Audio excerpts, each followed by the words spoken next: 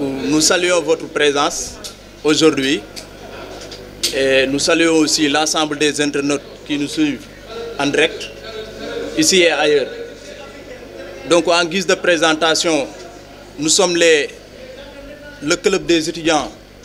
qui soutiennent le ministre de l'Intérieur, Antoine Félix Abdoulaye Diome, ici à l'université Cheikh Anta Diop de Dakar. Maintenant, nous avons aussi une manifestation pour la coalition Yewwi daf ko def avant coalition avant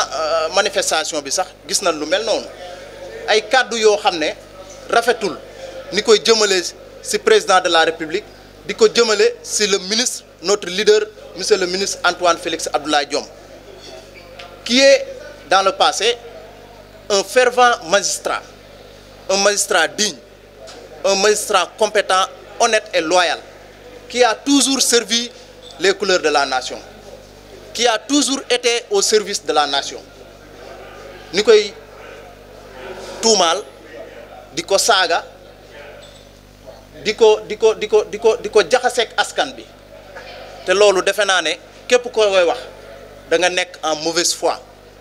Parce que le ministre de l'Intérieur Antoine Félix Abdoulaye Diome ñi koy saga ñep ken mosul dégg mu génn ci télé wala mu dox ci mbedd di la tontu kon koku il a une sincérité d'un homme d'État bo xamné il sait garder les secrets, il sait comprendre la population avec leurs emportements. Parce que tay bu fekkone day tissantek ñooñu di len tontu mën nañ ko coller benen image. Mais c'est un homme très responsable qui a compris qu'est-ce que c'est un homme d'État. Nous koy saga ak tout mal wala diko dixasse population bi ñoñu sen intérêt la ni protéger. Mais la population aux âmes fertiles ñi nga xamné borom bop lay waxal xam nañ li nga xamné ministre bi mu ngi koy def depuis bi mu fi togué légui ñoñu duñ mësa gëm kaddu yoyu ñun nak ci côté bobu lan rangé wu. Parce que nous sommes des jeunes conscients de l'avenir du Sénégal. Tay ñi nga xamné wa Yewwi mën na ko tuddé non presque ñom ñëpp la amul kenn ko xamné gën na lu bëgg Sénégal amul kenn ko xamné ne mu ngi porter couleur Sénégal ñun fuñ ko porté wul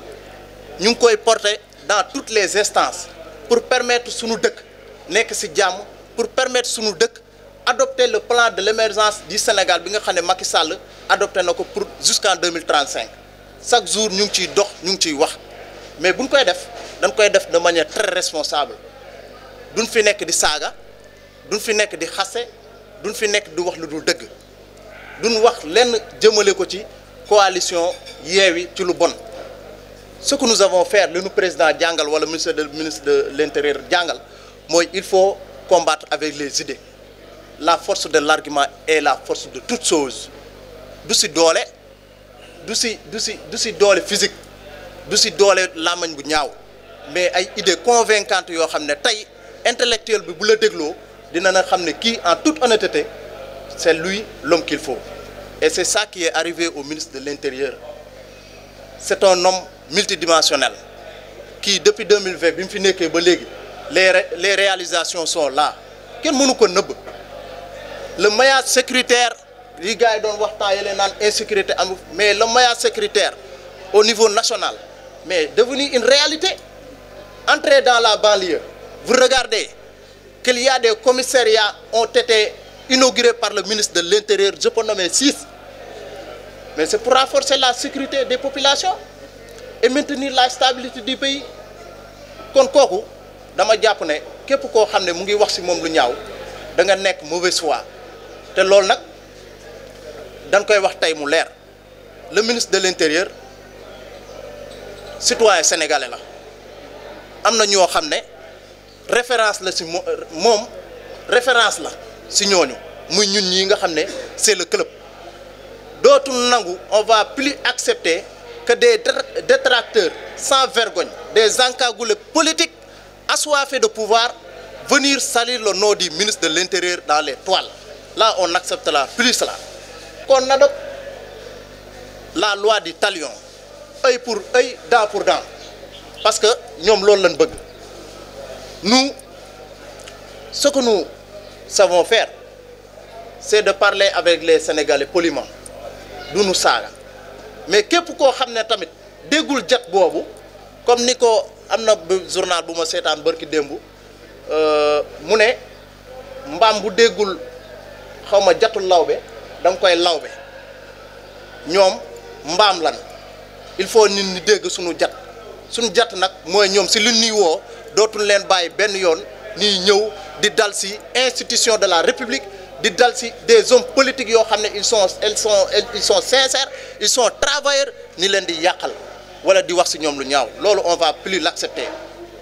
monsieur le ministre ñëpp xam nañ ko tey du moom moo dem Sweet Beauty du ministre moo fa dem Ousmane Sonko moo demee Sweet Beauty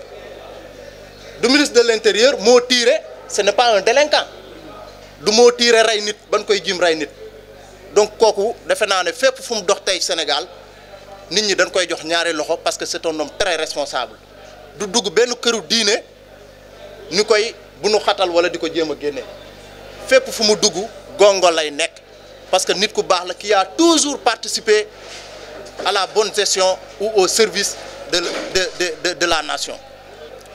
Ce que nous devons faire, c'est de conscientiser, c'est de sensibiliser la masse consciente que ne ñii nga xam ne benn groupuscule de politique yoo xam ne seen intérêt kese moo leen tax a jóg Ousmane Sonko Barthélémy Diaz nii dugal ay seen saagakat boobu kooku nga xam ne sama tànk bi sax nawluwu ko muy taxaw di waxal ministre bi loo xam ne moom sax maîtriser wu ko ça c'est ignoble te en tant que jeune ñun loolu duñ ko accepter nous sommes l'avenir du pays et nous n'allons pas accepter que des encagoulés politiques animés par leur propre intérêt crypto-personnel en venant s'installer le désordre, la délinquance dans le pays. Ça, nous n'allons pas l'accepter. Nous disons niet à cela et que cela s'arrête dès maintenant. Sinon, la réponse sera très dure parce que nous ne laisserons pas le terrain animé par des hommes de mauvaise foi ni jël terrain bi di ko occuper ak seen kàcc ak seen wax ju bon. Là, on va plus l'accepter. Donc, comme ni ma leen ko waxee monsieur le ministre de l'Intérieur gis nañ ko fi dem nañ ba les événements du 3 mars ni brûlé këram génnul toppul nit si dara génnul wax si kon kooku ni ma leen koy waxee c'est un vrai homme d'État boo xam ne le Sénégal a la chance de l'avoir. Le président de la République a bien choisi son ministre de l'Intérieur parce que depuis qu'il est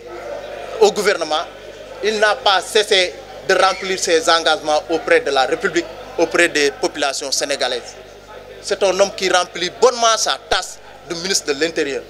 Donc il mérite beaucoup de respect, il mérite beaucoup de considération, il mérite beaucoup de soutien. Mais un ministre de l'Intérieur qui est fragile, koo xam ne day bàyyi loo xam ne du yoon wala baaxul ci réew mi baaxul ci loi yi mu koy bàyyi mais kooku dafa nar a sànq avenir réew mi. Il faut protéger les Sénégalais. Il faut qu'ils respectent les lois. Képp koo xam ne il n'a pas respecté les lois, il a dérogé les lois.